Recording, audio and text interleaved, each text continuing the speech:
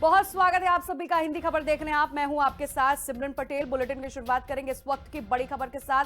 CM Dhami Almora के दौरे पर हैं और आज उनके दौरे का ये दूसरा दिन है। सुबह 10 बजे आरसी रानीखेत में सीएम पहुंचेंगे, जहां पर भ्रमण करते नजर आएंगे। सैन्य अधिकारियों और अग्निवीरों से संवाद भी सीएम धामी करने वाले हैं। वहीं आपको यह भी जानकारी दे दें, दोपहर 3 बजे देहरादून में आयोजित सहकारिता मेला में भी सीएम धामी पहुंचेंगे। तो इस वक्त की ये बड़ी खबर आप तक पहुंचा रहे हैं। अंतर्राष्ट्रीय सहकारिता समारोह में सीएम धामी हिस्सा लेने वाले हैं। तो अल्मोड़ा के दौरे पर मुख्यमंत्री पुष्कर सिंह धामी हैं और उनके दौरे का आज दूसरा दिन है।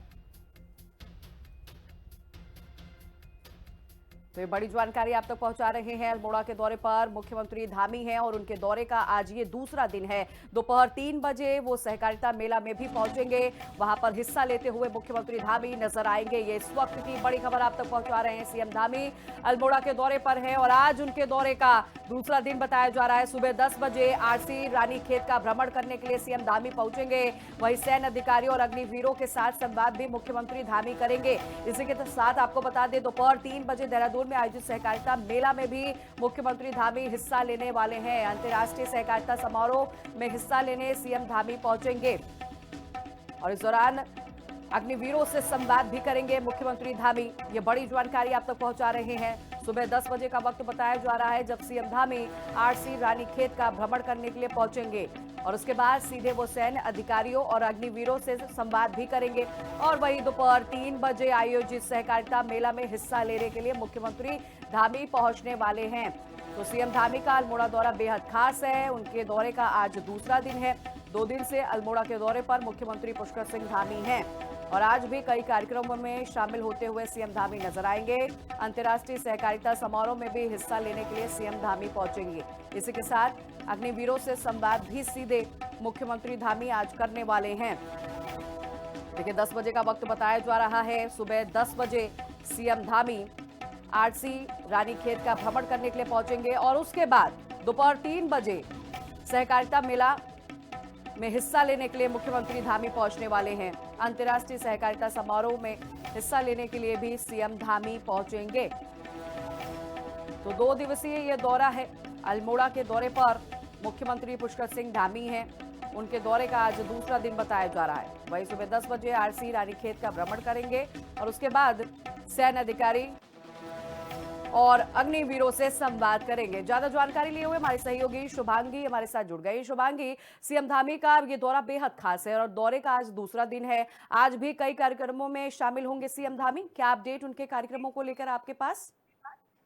बिल्कुल, देखिए 2 दिवसीय दौरे पर मुख्यमंत्री थे। कल बीते दिन हमने देखा कि अल्मोड़ा के अंदर उन्होंने कई सारे छात्रों से मुलाकात की। जन जन जी। अभियान जो है उसमें जो बहुउद्देश्य शिविर थे उसमें उन्होंने वहां पर प्रतिभाग किया। और ऐसे में आज भी अल्मोड़ा के दौरे पर मुख्यमंत्री हैं। आज 10 बजे के करीब आज रानीखेत मुख्यमंत्री पहुंचेंगे और वहां पर केआरसी का भ्रमण मुख्यमंत्री करेंगे। किस तरीके की व्यवस्थाएं हैं, कैसा वहां पर काम चल रहा है, उस का जायजा लेंगे। इसके अलावा आज सैन्य अधिकारियों से भी सीएम मुलाकात करने वाले हैं और जी। क्योंकि हम देखिए कि अग्निवीरों को ज्यादा से ज्यादा सरकार जो है वो प्रोत्साहित कर रही है कि आप आइए, क्योंकि हम देखते हैं कि उत्तराखंड के परिवारों में हर परिवार में एक व्यक्ति जरूर फौज में होता है, बिल्कुल। जरूर देश की सेवा कर रहा होता है। ऐसे में ज्यादा से ज्यादा उन लोगों को फैसिलिटीज दी जा सके, प्रशिक्षण लगातार अग्निवीरों को यहाँ पर दिया जा रहा है, उनके लिए केंद्र बनाए गए जी। हैं। जी। ऐसे में आज सैन्य अधिकारियों से भी मुलाकात करेंगे। अलग अलग प्रकार की चर्चाएं दोनों के बीच में देखने को मिलने वाली है। शुभांगी, इसके क्या अलावा अगर ये मैं भी बात माना करूं, जाए अग्निवीरों को लेकर कुछ बड़े ऐलान भी सीएम धामी कर सकते हैं क्या?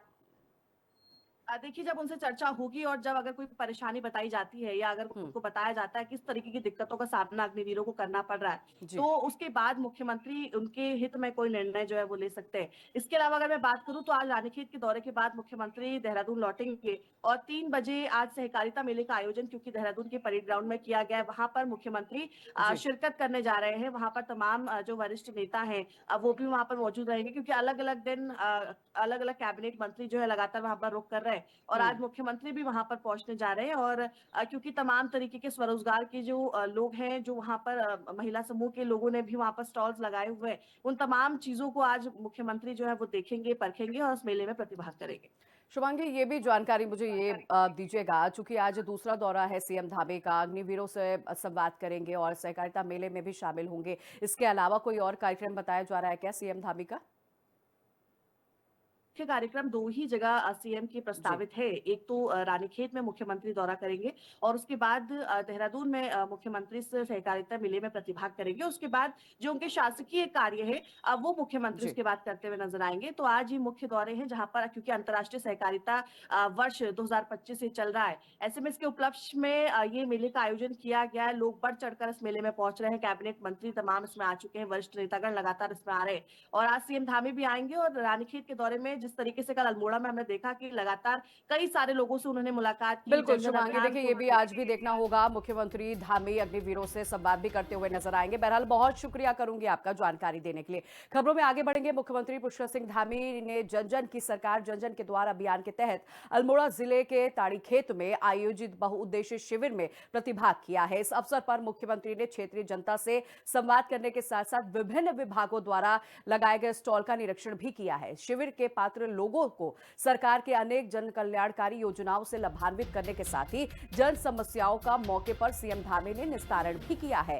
कार्यक्रम में मुख्यमंत्री ने अल्मोड़ा जिले में लगभग 77.25 करोड़ रुपए की लागत से 32 विकास परियोजनाओं का लोकार्पण और शिलान्यास भी किया है। और आज भी सीएम धामी अल्मोड़ा के दौरे पर हैं। उनके दौरे का आज दूसरा दिन भी है। आज वो अग्निवीरों से मुलाकात करेंगे, संवाद करेंगे और वही बता दें सहकारिता मेले में हिस्सा लेने के लिए भी सीएम धामी पहुंचेंगे।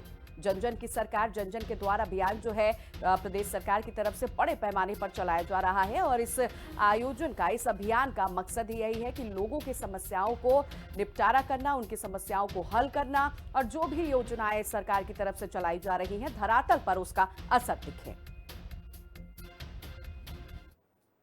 खबरों में आगे बढ़ेंगे। खबर चमोली से है, जहां गांव कौब में पिछले 1 महीने चला है कुबेश्वर महादेव क्रिकेट टूर्नामेंट का शानदार समापन हो गया है, जिसमें खैनोली 11 में झलटोला 11 को हराकर टूर्नामेंट में ट्रॉफी पर कब्जा कर लिया। समापन समारोह के अवसर पर धराली के विधायक भूपाल राम टमटा पहुंचे, वहीं ब्लॉक प्रमुख क्षेत्र के जिला पंचायत सदस्य भी इस दौरान मौजूद रहे। तो टूर्नामेंट का समापन हो चुका है और ये भव्य क्रिकेट टूर्नामेंट का आयोजन किया गया। समापन में आपको बता दें विधायक भी पहुंचे हैं और जहां खिलाड़ियों ने बढ़ चढ़ के अपनी प्रतिभा को दिखाते हुए नजर आए हैं।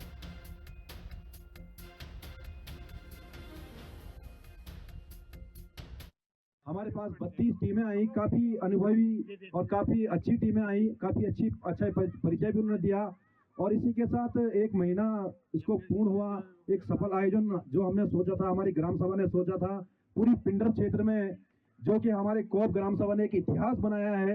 1 लाख का जो विजेता हमारी तरफ से रखा गया और उप विजेता 51,000 रखा गया। हमारे पास 32 टीमें आई, काफी अनुभवी और काफी अच्छी टीमें आई, काफी अच्छा परिचय भी उन्होंने दिया और इसी के साथ 1 महीना इसको पूर्ण हुआ। एक सफल आयोजन जो हमने सोचा था, हमारी ग्राम सभा ने सोचा था, पूरी पिंडर क्षेत्र में जो कि हमारे कोप ग्राम सभा ने एक इतिहास बनाया है। 1 लाख का जो विजेता हमारी तरफ से रखा गया और उप विजेता 51,000 रखा गया। हमारे पास 32 टीमें आई, काफी अनुभवी और काफी अच्छी टीमें आई, काफी अच्छा परिचय। ऐसे मैच हमारे क्षेत्र में होने चाहिए। मेरा अपने क्षेत्र की जनता से भी अनुरोध है कि देखो, हम क्षेत्र में जो हमारे नए जो लड़के हैं, जो लड़के क्षेत्र में हमारे स्पोर्ट्स में हैं, उनको ऐसे मैचों का जब हम आयोजन करते हैं तो उनको अपनी प्रतिभा को निखारने का एक मौका मिलता है। इन मैचों के माध्यम से वो अपने आप को आगे ले जाते हैं। तो ऐसे मैच हमारे ऐसी टूर्नामेंट्स हमारे पूरे विधानसभा में होने चाहिए, पूरे क्षेत्र में होने चाहिए, पहाड़ में होने चाहिए। खबरों में आगे बढ़ेंगे। जसपुर में क्षत्रिय महासभा में वार्षिक उत्सव में समाज को एकजुट कर सामाजिक बुराइयों के खिलाफ संघर्ष करने और सकारात्मक दिशा को आगे बढ़ाने का आह्वान किया गया है। अतिथियों ने नशाखोरी, कन्या भ्रूण हत्या, दहेज प्रथा जैसी बुराइयों से दूर रहकर समाज के हित में सक्रिय भूमिका निभाने पर जोर दिया है। इस दौरान मेधावी विद्यार्थियों ने समाज सेवी के लोग पहुंचे, वहीं विभिन्न क्षेत्रों में उत्कृष्ट कार्य करने वालों को सम्मानित भी किया है। तो बुराइयों से दूर रहे और एकजुट रहे, समाज में बुराई को पूरी तरह से खत्म करें, इस पर भी जोर दिया गया है। विभिन्न क्षेत्रों में उत्कृष्ट कार्य करने वालों को यहां पर सम्मानित भी किया गया है।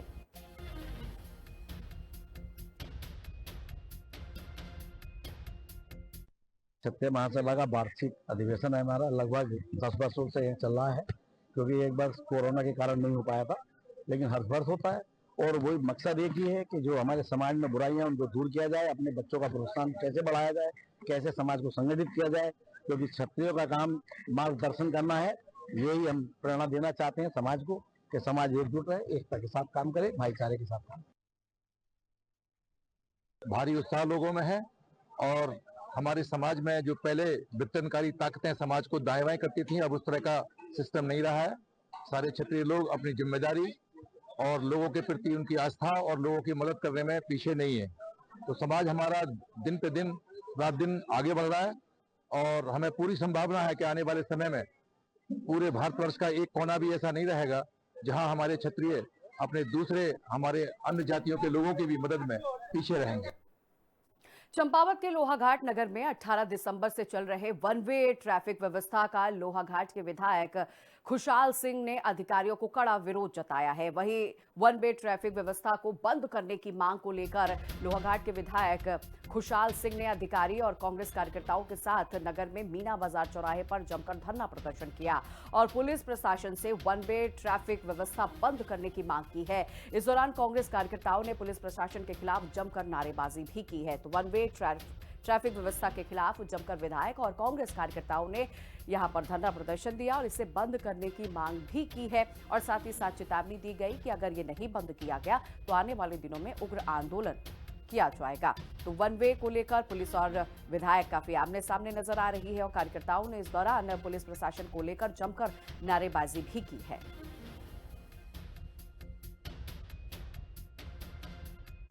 अचानक ये पुलिस का जो कृत्य है ये बड़ा खेद का विषय है कि भाई इनके पास ऐसा कौन सा लॉ है, कौन सा कानून है कि जिस कानून के तहत ये चुपचाप जाएं, किसी भी रोड को वन वे कर दें। पहले तो मेरी समझ में यही नहीं आ रहा है।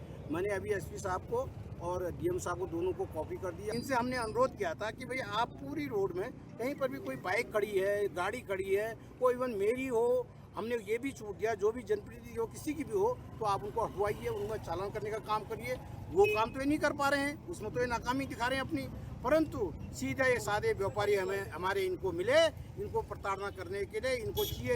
ये तो आज यहीं पर कर रहे हैं, पुनेटा चौराहे से लेके चांदमारी तक कर रहे हैं। इनकी बस चले तो ये लोहाघाट को ही बंद कर दे ताकि पुलिस को कहीं हाथ पर ही नहीं हिलाना पड़े।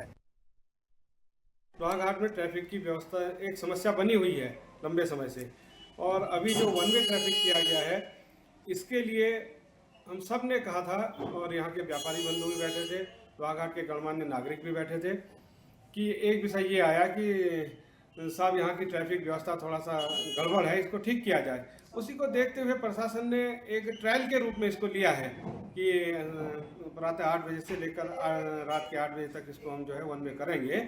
अगर इसमें कोई दिक्कत होगी, व्यापारी बंधुओं को कोई समस्याएं होंगी, तो उसको भी संज्ञान में लिया जाएगा। अभी 1 हफ्ते का एक ट्रायल है, उसके बाद अगर इसमें कोई सुधार करने की आवश्यकता होगी तो निश्चित रूप से हम प्रशासन से कहेंगे कि इसमें सुधार की जाए और हमारे व्यापारी और आम जनता को जिससे लाभ मिल सके वैसा हम काम करें।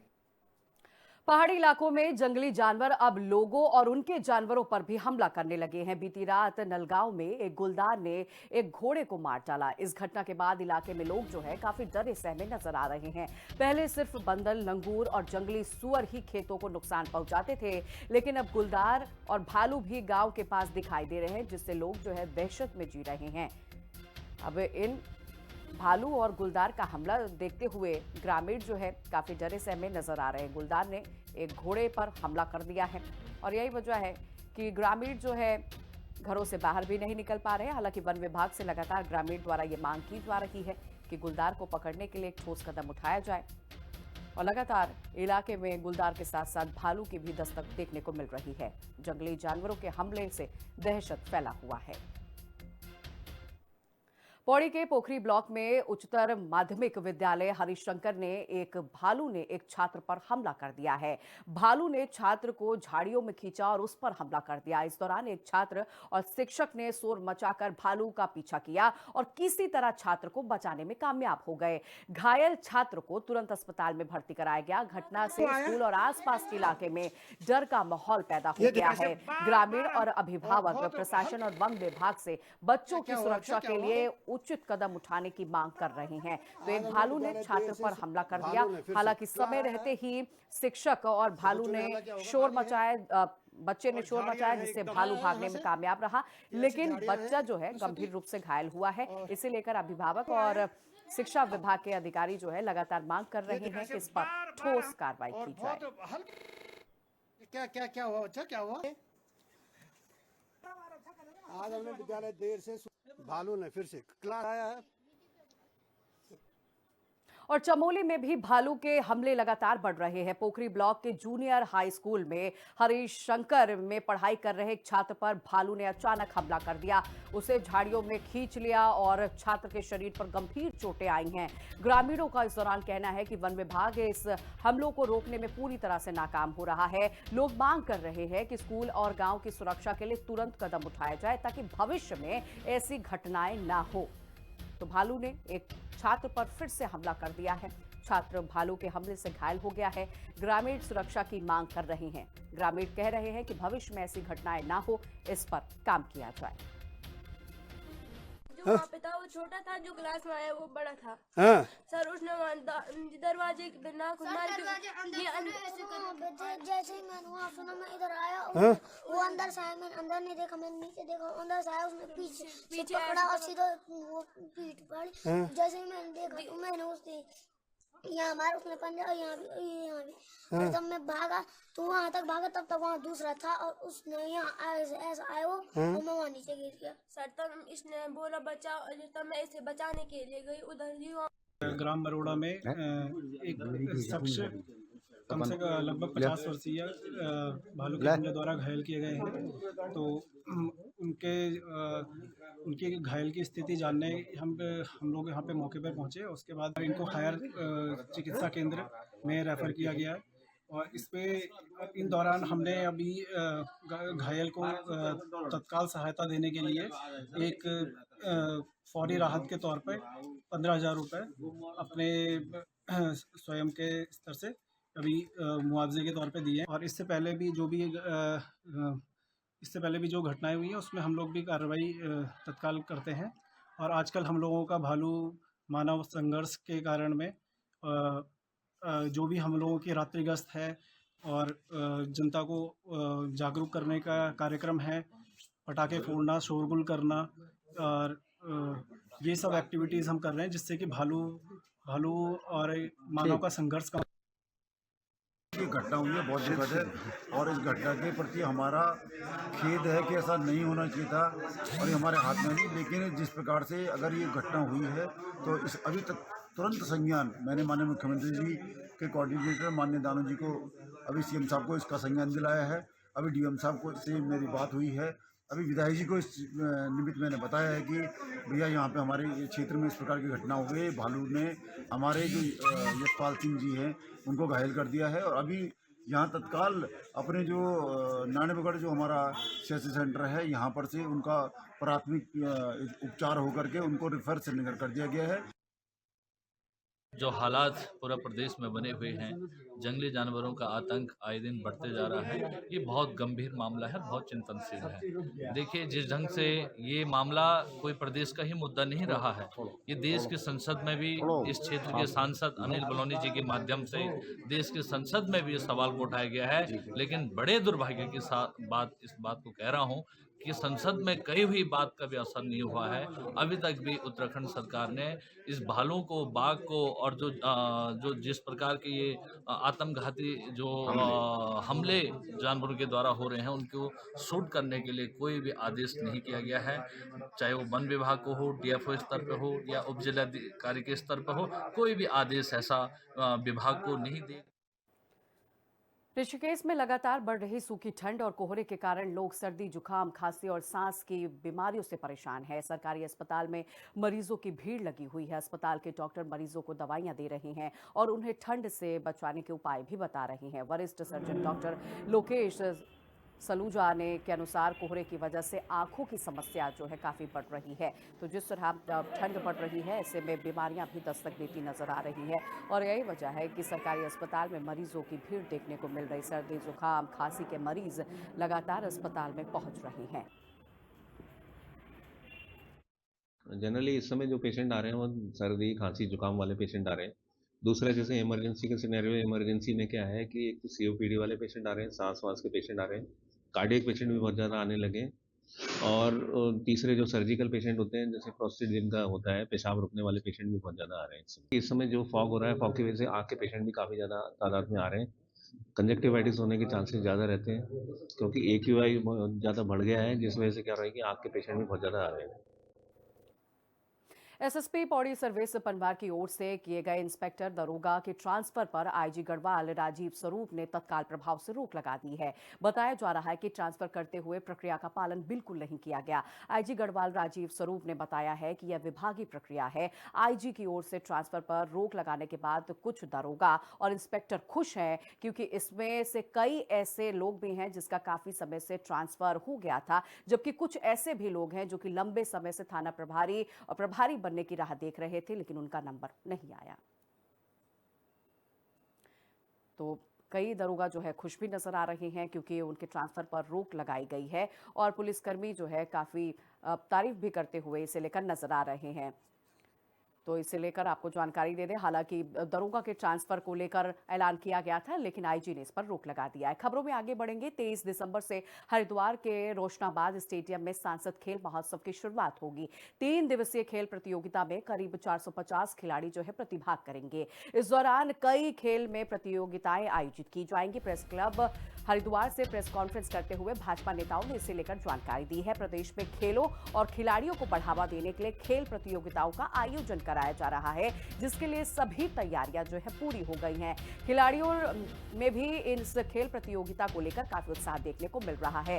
तो खेल प्रतियोगिता का आयोजन किया जाएगा, जिसे लेकर खिलाड़ी जो है काफी उत्साहित नजर आ रहे हैं। सांसद खेल उत्सव का आयोजन हो रहा है। 23 दिसंबर से सांसद खेल महोत्सव का शुभारंभ होने जा रहा है। प्रतियोगिता में करीब 450 खिलाड़ी प्रतिभाग करेंगे। 24-25 23 तारीख को बालिकाओं की प्रतियोगिता है जो 11 विधानसभाओं से आई हैं। कुछ प्रतियोगिता उसमें बालकों की है, पर अधिकांश बालिकाओं की है। और 24 को मूलतः बालकों की है और 25 को केवल हमने 3 प्रतियोगिता रखी हैं सुबह 11 बजे के समय। उसमें फुटबॉल, रस्साकशी और कबड्डी का जो फाइनल होगा, मतलब विनर और रनर उसका निश्चित हो जाएगा फाइनल का, और ऐसी फुटबॉल का, ऐसी रस्साकशी का। तो कितने खिलाड़ी रहेंगे? 438 बच्चे जो 11 विधानसभाओं से जीतकर आए हैं फर्स्ट, वो आएंगे। और कुछ 2 प्रतियोगिताएं डिस्ट्रिक्ट लेवल पर हैं, फुटबॉल और रस्साकशी। तो कुल मिला के 660 बच्चे। खबरों में आगे बढ़ेंगे। खबर टिहरी से है, जहां अपने हक हकूक की मांग को लेकर जिला मुख्यालय के सुरकंडा देवी में पुजारियों ने ढोल नगाड़े संग ध्वनि के साथ जमकर प्रदर्शन किया। उन्होंने अपने मांग हकूक की मांग की है। उनका कहना है कि अब तक उन्हें उनके हक नहीं दिए गए हैं, ना ही किसी अभिलेखों में उसका जिक्र किया गया है। तो ढोल नगाड़ों के साथ ध्वनि के साथ यहाँ पर साधु संत जो है प्रदर्शन करते हुए नजर आए, अपने हक की मांग कर रहे हैं। उन्होंने कहा कि अभी तक ना ही उन्हें हक मिला है और ना ही किसी अभिलेखों में इसका जिक्र किया गया है। सुकंडा देवी में पुजारियों ने प्रदर्शन किया और ये अनोखा प्रदर्शन रहा। ढोल नगाड़े के साथ प्रदर्शन करते हुए पुजारी नजर आए हैं।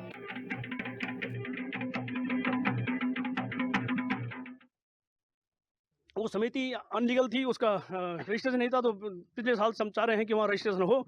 इसलिए हमने समिति के सदस्यों और मेंबर और अध्यक्ष को भी उत्प्रेरित किया कि आप इसमें समिति का गठन किया और उसके रजिस्ट्रार करें। किंतु दुर्भाग्य की बात है कि उस रजिस्ट्रेशन में हक हकूक का कहीं जिक्र नहीं है। हमारा जो पुश्तैनी वो इतना था कि वो भगवती का जो हमारा नाम है उस पर इस प्रकार से कोई उल्लेख नहीं है कि हक हकूकधारियों का क्या होगा, उनका आने वाले डिजिटल मामले में उनको क्या मिलेगा। जब सारा मामला डिजिटल हो जाएगा तो हम तो सिर्फ जो है टीका लगाने वाले रह जाएंगे। समिति वाले जो है जो हक और अधिकार की बात कर रहे हैं, हम जिस पुजारी के हक और अधिकार की बात कर रहे हैं, समिति कह रहे हैं कि तुम कोर्ट चले जाओ। हम लोग सभी लोग जानते हैं, पूरा गांव जानता है, पूरा देश जानता है, पूरा उत्तराखंड जानता है कि पुजारी के लेखवार परिवार के लोग ही उसके पुजारी हैं, हक हकूकधारी हैं, और उसे आज हमसे वंचित किया जा रहा है। जब हम अपने हक हकूक की मांग करते हैं, ये कहते हैं तुम कोर्ट चले जाओ। और फिलहाल इस बुलेटिन में बस इतना ही। खबरों के लिए देखते रहिए हिंदी खबर। नमस्कार।